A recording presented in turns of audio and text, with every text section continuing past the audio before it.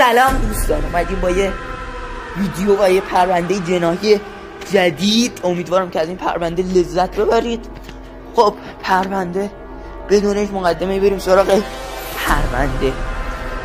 پرونده از چه قراره؟ پرونده از این قراره که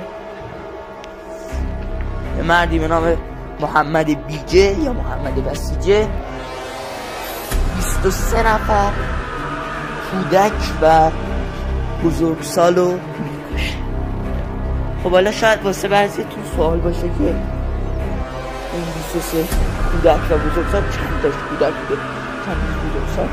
20 تا از این بچه ها کودک بودن و 3 تا بزرگسال.